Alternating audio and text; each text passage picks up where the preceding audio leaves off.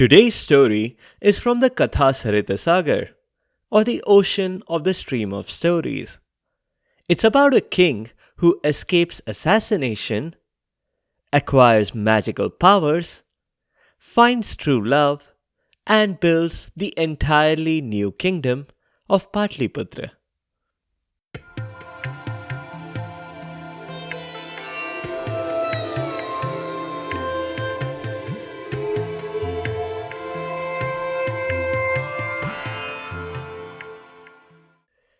Namaskar and welcome to Stories from India. This is a podcast that will take you on a journey through the rich mythology, folklore, and history of the Indian subcontinent. I am Narad Muni, the celestial storyteller and the original Time Lord. With my ability to travel through space and time, I can bring you fascinating stories from the past, the present, and the future. From the epic tales of the Mahabharata and Ramayana to the folk tales of the Panchatantra, to stories of Akbar Birbal and Tenali Raman, I have a story for every occasion. The purpose of the stories is neither to pass judgment nor to indoctrinate. My goal is only to share these stories with people who may not have heard them before, and to make them more entertaining for those who have. In this episode, we are back to the Kathasaritasagara, or the ocean of the stream of stories. Like most other episodes on this show, this story stands alone. But if you're interested in other Kathasaritasagara stories we have done before, check out the links in the show notes and on the site sfipodcast.com. Now, let's dive in. There was a little village in ancient India where a couple lived. They were childless, and that made them very unhappy. For years, they prayed to the gods. And finally, the gods listened. The couple had 3 boys in quick succession. For simplicity, let's call them Pani Puri, Sev Puri, and Dahi Puri. Sorry, I'm just very hungry right now. Eternal life can really mess with your digestive system. So I find myself feeling hungry much more often than your average person. So, Pani Puri, Sev Puri, and Dahi Puri grew up to be okay kids. If this were the Harry Potter universe, the Sorting Hat would definitely have placed them into Slytherin. They were ambitious, cunning, and resourceful. And yet, being ambitious, cunning, and resourceful did not help them earn a living through a series of famine, drought, floods, earthquakes, and wildfires. The parents had it much worse. It wasn't just that they couldn't earn a living, it's that they literally couldn't go on living. Newly orphaned Pani Puri, Sev Puri, and Dahi Puri decided that the only path forward for them was the one leading out of their village. But the question was, what other place could they go to? Pani Puri suggested that they should go to the city of Puri in Odisha. He felt a kinship with that place. Maybe it was just the name, or maybe the prospect of eating puris when he was feeling especially hungry. Sev Puri said that they should go to Mysore, where they would surely get to eat some Mysore pak. Dahi Puri, who was much more practical, suggested that they should go to that rich town called Savkarpur, whose name roughly translates to Richville. Sev Puri and Pani Puri agreed, and the prospect of earning bags of money even made them forget how hungry they were. Living in Savkarpur turned out to be fantastic for the brothers. For the first time in their lives, there was no natural disaster knocking on their doorstep, and knocking down their homes. Thanks to what little knowledge of the scriptures they had learned from their parents, Pani Puri, Sev Puri, and Dahi Puri became quite popular in Richville. The residents of Savkarpur had spent so much time attending to their physical needs that they hadn't paid any attention to their spiritual needs. But that changed right now. Because now that three reasonably educated and unemployed brothers had strolled into town, they could cleanse everyone's soul. The Puri brothers imparted their limited knowledge freely, perhaps taking considerable creative liberties with the shloks that they had learned in their childhood. But it was a win-win. It made the Savkars of Savkarpur happy, and the brothers were not complaining. Also not complaining were the three daughters of one of the local sweet shop owners. Let's call the daughters Gajar Halwa, Suji Halwa, and Moong Dal Halwa. They were sisters, so not surprising that they should have the same last name. The three Halwa sisters were the three most eligible bachelorettes in town. Right now, they were happy because they weren't going to remain bachelorettes. They were getting married. And very soon. And their grooms were the three Puri brothers. The villagers couldn't be more pleased. These were three matches made of sugar and spice and everything nice. The father of the brides, in particular, was rejoicing over the free spiritual advice he would be getting out of his sons-in-law. Things went smoothly for everyone for several months. The icing on the cake, or rather the rabdi on the jalebi, was that Pani Puri's wife, Gajar Halwa, was now pregnant. And that's when things started to take a turn for the worse. There was a drought, and that led to famine. The brothers all experienced a dreaded sense of deja vu. "It'll be earthquakes next," grumbled Pani Puri. Sev Puri insisted that the next item on the calendar was a wildfire, and Dahi Puri was confident there would be a volcanic eruption. But they all agreed that Richville was soon going to turn into Disasterville. They agreed that the only solution was to move on. To Puri or Mysore or anywhere else but here. Another point they were completely in agreement on was that they would leave their wives behind. Each brother was convinced that the Halwa sisters would only slow them down. And so the trio left without so much as a goodbye or a forwarding address or updating their relationship status on Facebook. Needless to say, the wives were pretty distressed to find their husbands missing. They did realize that their husbands hadn't been abducted or something. There were too many clues against the abduction hypothesis. Mainly that all their clothes, shoes, and even their toothbrushes had gone. It had to be premeditated. So much for their wedding vows, promising to look after each other in sickness and in health. Well, there was nothing to do except to manage by themselves somehow. So Gajar Halwa, Suji Halwa, and Moong Dal Halwa managed somehow. They took up jobs, a difficult thing to do during a famine when there were no prospective employers because no one had any money to spare, nor any food.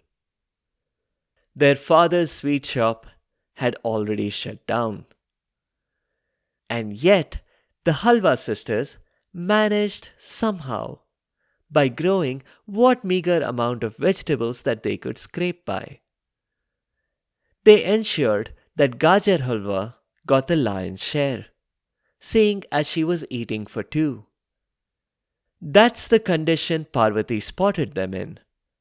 Now hang on, if you're wondering who's Parvati, this is the time for a quick sidebar.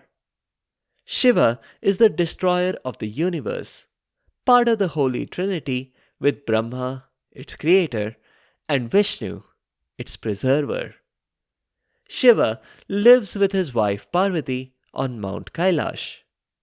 Kailash is quite far away from the scene of today's action, but not so far away that a goddess the caliber of Parvati can't see what's going on. Parvati was unhappy with the sister's condition and urged Shiva to intervene.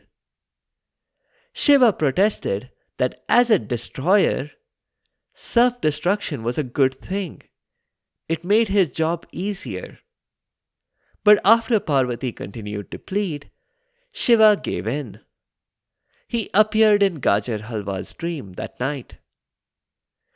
"I'm pleased with your devotion, Gajar Halwa," he told her, "and I've decided to reward you." "Well, we have decided to reward you," he added hastily, in response to what seemed to be an off-screen nudge. "When your child is born tomorrow, he is going to have a special power. Every time he wakes up from sleep, there will be 1,000 gold coins under his pillow. Well, that's it. Oh, and his name. I think you should call him Putrak." The next morning, Gajar Halwa decided that it had just been a dream. Except later in the day when she realized her baby was indeed ready to be born. Was it, in fact, just a dream? When Shiva had pinpointed the date exactly? It couldn't be a lucky guess. Even Gajar Halwa's doctor had estimated that the baby would take an additional week or two. The baby was also a boy, just as Shiva had said. But that part was a 50% chance, so it was less impressive. Just to play it safe though, she named her boy Putrak. Putrak or Putra is the Sanskrit word for son. Not the big yellow fireball in the sky, but a male child. That wasn't a bad name for a boy, but it did break away from the pattern of naming characters after food items. Well, that was that. Somehow, Putrak, his mother, and aunts pulled together for the next couple of years. And then their fortunes changed. The main reason for that was that Putrak started sleeping on a pillow. A pillow that Gajar Halwa had made herself from her old saris. A trick that she saw on Pinterest. Perhaps you may wonder why Putrak didn't sleep on a pillow earlier. It's because the Pediatrics Association strongly advises against children using a pillow until they are 2 years old. And Gajar Halwa had great faith in their collective wisdom. The morning after he turned 2, the Halwa sisters were shocked to see Putrak in a very uncomfortable position because his pillow had suddenly raised about 6 inches. And underneath it all was a pile of shiny gold coins. The Halwa sisters were thrilled. They did what was most sensible in that time of economic hardship. They invested the money in food, not only for themselves, but for everyone that was hungry in their village, which was basically everyone. That day, every villager's GoFundMe targets were easily crossed. Their surprise doubled the next morning when there were again gold coins under Putrak's pillow. The morning after that, they were ready, with a wheelbarrow that they had bought to cart away all that money. The following week, they had invested in infrastructure projects and manufacturing plants designed to bring new jobs and jumpstart the economy again. A few months later, Moong Dal Halwa suggested digging a hole in the ground under the pillow so that at least their poor baby wouldn't have neck pain every day. Which was a good idea. So, with the help of their newfound wealth, they were able to hire a contractor who gave them an estimate of 1 year to build that small hole. And he asked for half the money up front. 5 years later, Putrak could finally sleep without the awful neck pain every day. The Halwa sisters, and later Putrak himself, did not bother figuring out where the money came from. Gajar Halwa had heard it from Shiva himself. There was no need to look for a physical explanation when a metaphysical one was so readily available. A few years passed. All this while, Putrak continued to find money under his pillow. And that allowed Savkarpur to evolve into a kingdom, with Putrak himself as king. The Halwa sisters did tell Putrak and warn him about his irresponsible father and uncles. But when the Puri brothers showed up to his doorstep, Putrak did the civil thing, and he did not just turn them out. He welcomed them with open arms, and he placed them in the best rooms in his palace. He instructed the chambermaid to use the best linen, and the kitchen staff to bring out the fine china. His mother and aunts cautioned him against doing anything rash.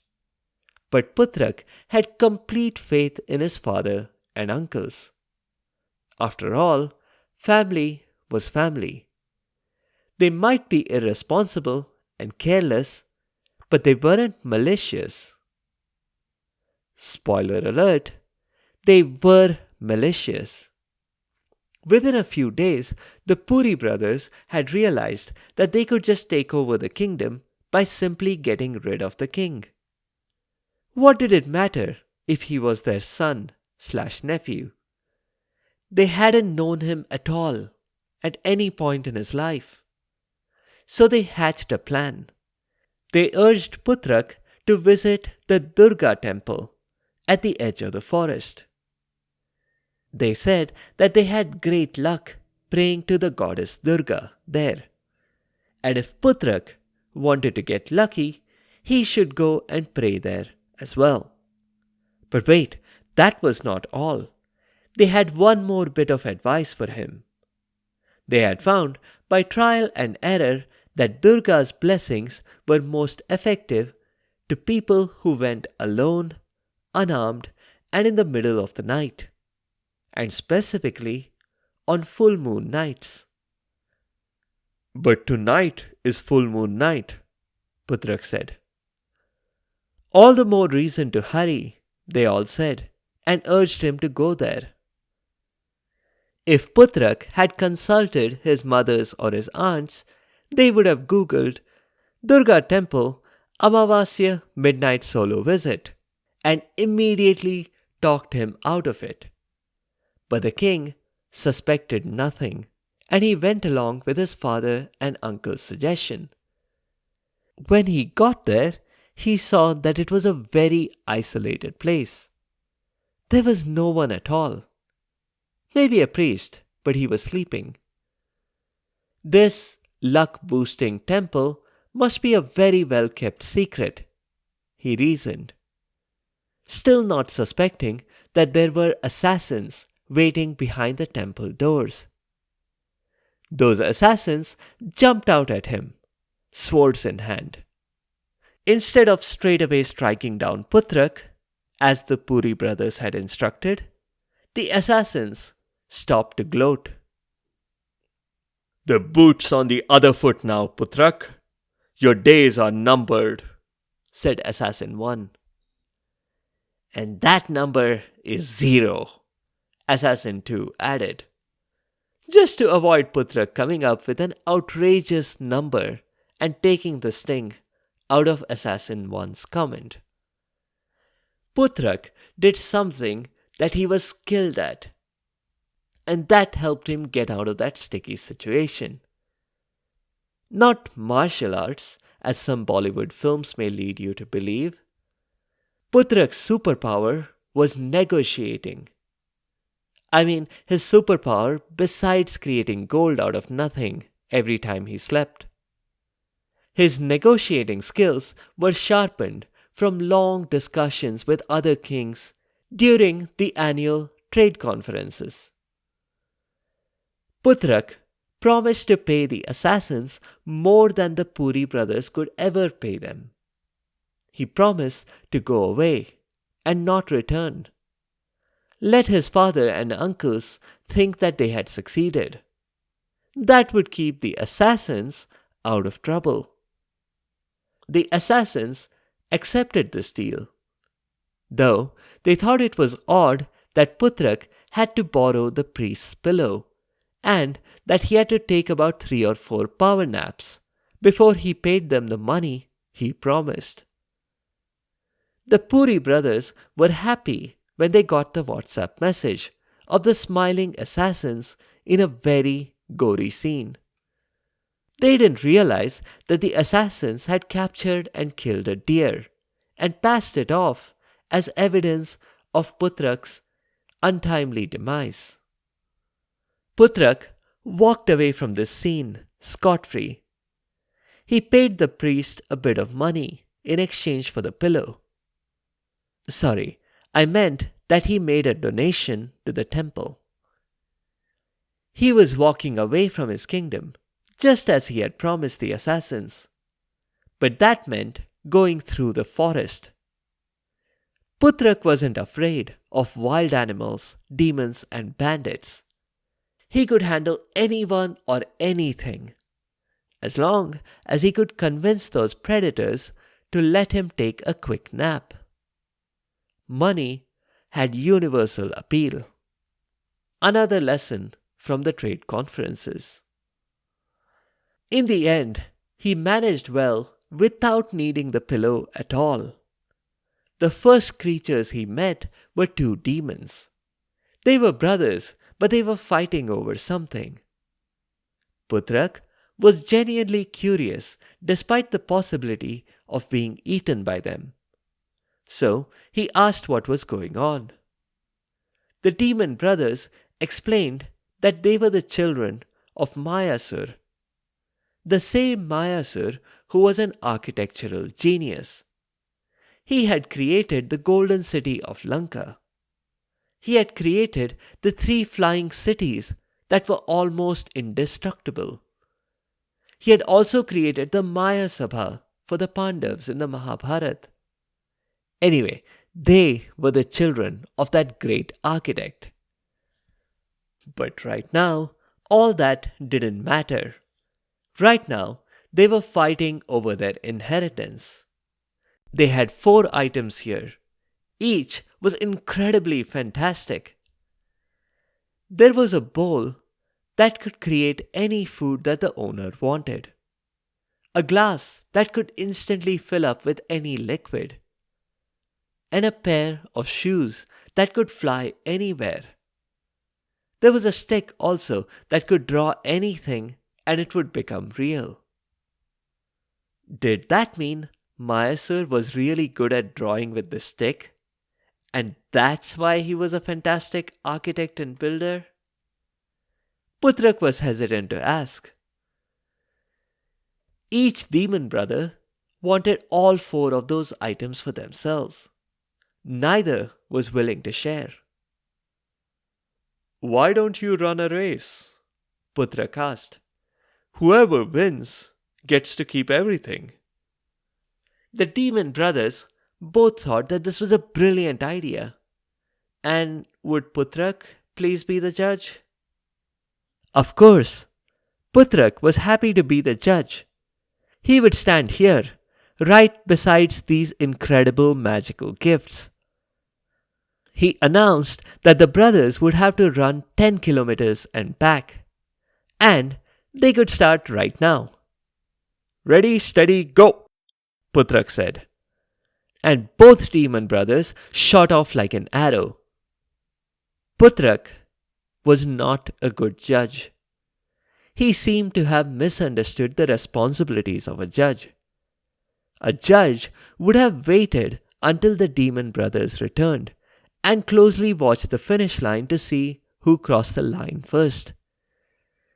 A judge would not have put on magical flying shoes on his feet. A judge wouldn't have pocketed a bowl, a glass, and a stick and wouldn't have disappeared into the sky. The shoes were amazingly fast.